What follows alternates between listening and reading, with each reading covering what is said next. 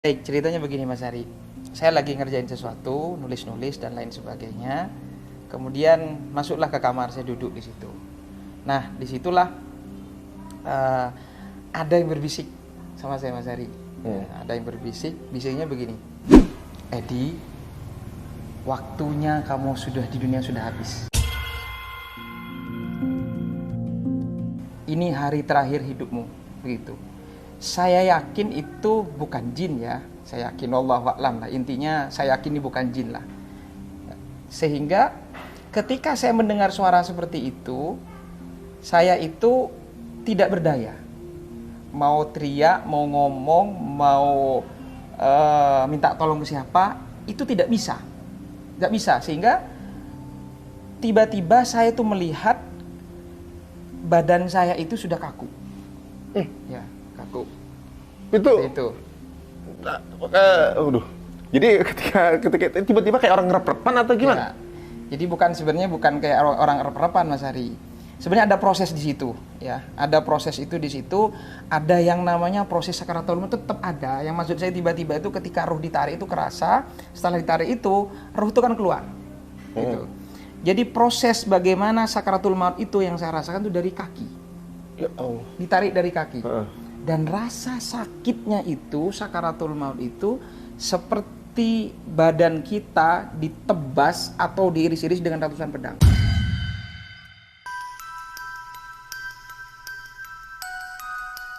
Ya Allah. Atau ini kan Idul Adha nih. Ya kita bayangin saja kambing itu dikulitin hidup-hidup. Allah. Ditarik semua kulitnya itu rasanya seperti itu. Atau kita seperti parut yang pakunya panjang-panjang ditancepin tubuh kita terus ditarik seperti itu. Itu rasa sakit dari kaki itu. Dari kaki. Itu dalam keadaan Ustaz tuh ngerasain ini, ngerasain rasa sakitnya. Rasa sakit luar biasa Mas Ari. Ketakutan yang luar biasa. Dan ini juga ini penting. Kalau ingat itu ya Allah, mau bermaksiat sedikit pun tuh takut Mas Ari. Itu kayak kita ditunjukkan seperti proyektor layar lebar ya.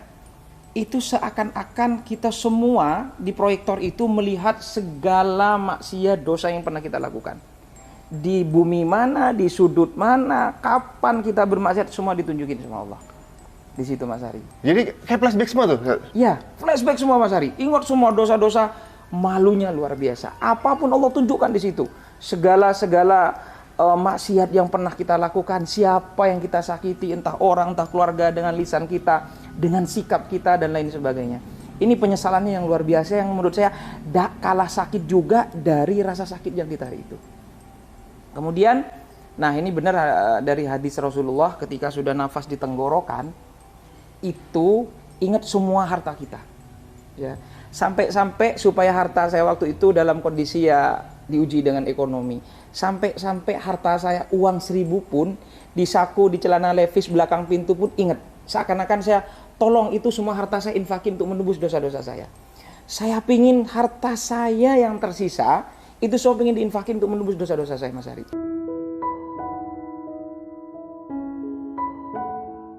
Itu ketika sudah nafas rasanya sudah di sini.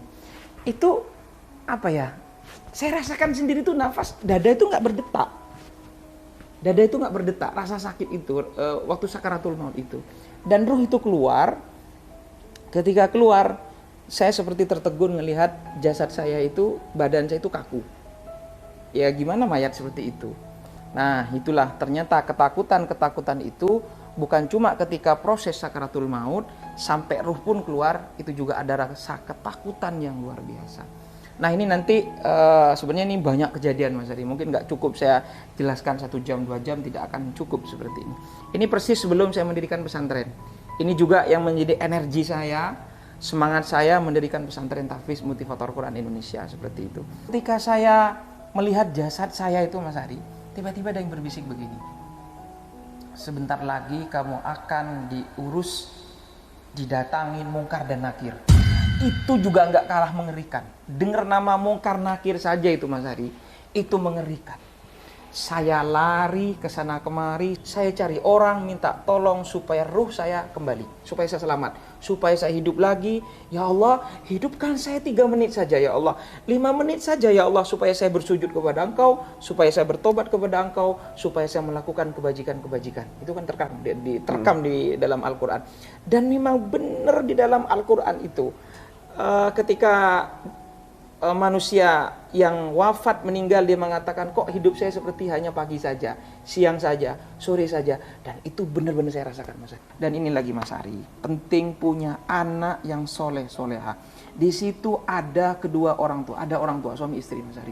Itu mukanya dibakar, hangus, kayak suster ngesot ya, kayak film susternya itu ngesot, Mas Ari, di bawah itu. Ustaz juga lihat yang di alam sana juga lihat? Semua itu banyak yang kita lihat, Mas Ari, banyak. Terus ada kerangkeng, besi-besi yang panas, membara. Tahu nggak apa yang dikatakan oleh kedua orang tua ini? Tahu nggak apa yang dikatakan? Ya Allah, anak saya melupakan saya, ya Allah. Saya mengandungnya, membesarkannya, melahirkannya, mendidiknya, dan dia sekarang melupakan saya, ya Allah.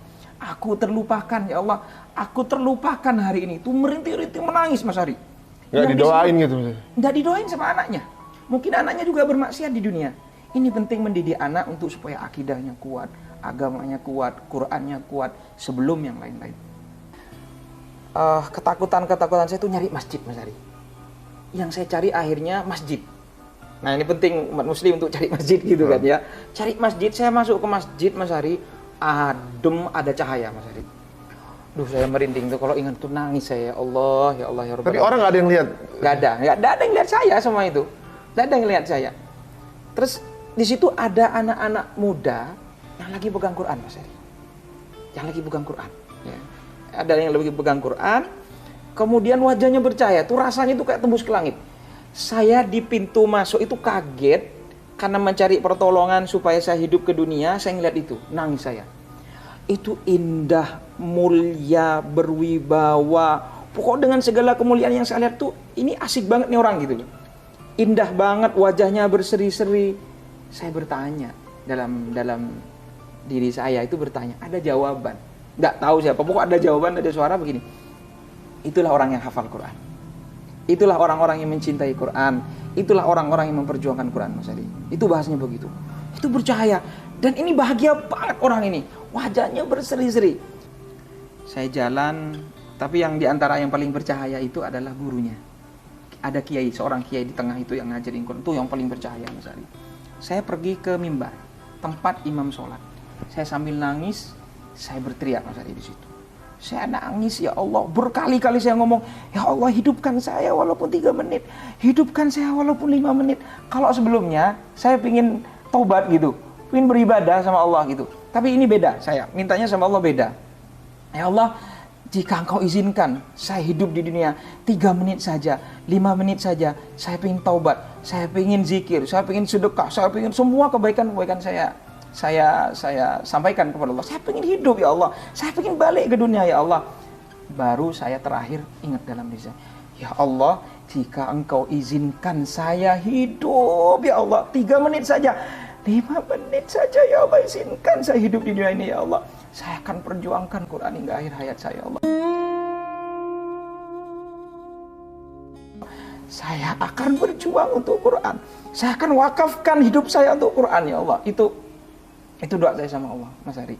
Ketika saya berteriak, nangis sama Allah, itu menjerit sama Allah, pokok pasrah total sama Allah.